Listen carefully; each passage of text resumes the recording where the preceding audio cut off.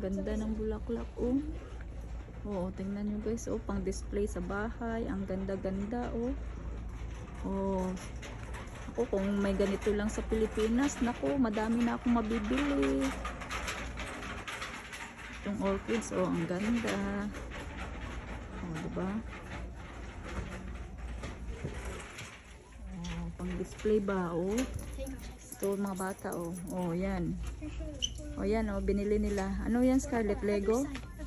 Oo, yun, Lego na orchids. Oh, di ba? Pang-display sa bahay. Ang dami-dami dito, guys. Ang gaganda.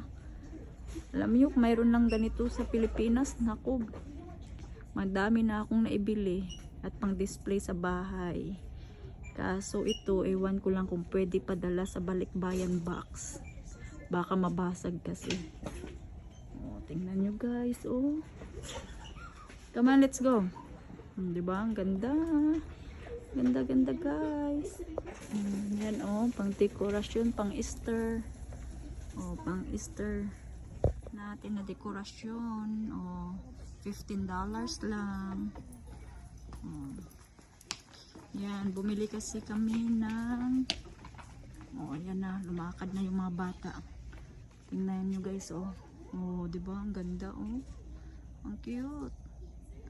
Tapos itong mga bulaklak, guys, oh. Oh. Ako, kung nasa Pilipinas lang to, eh. Wala kasi masyadong ganito sa Pilipinas ba.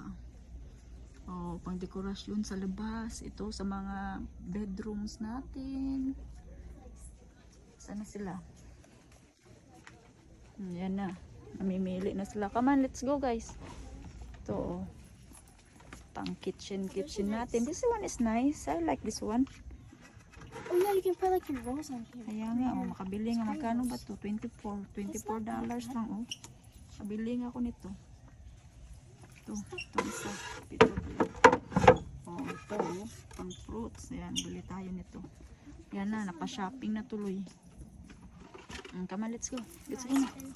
Come on na, dali na.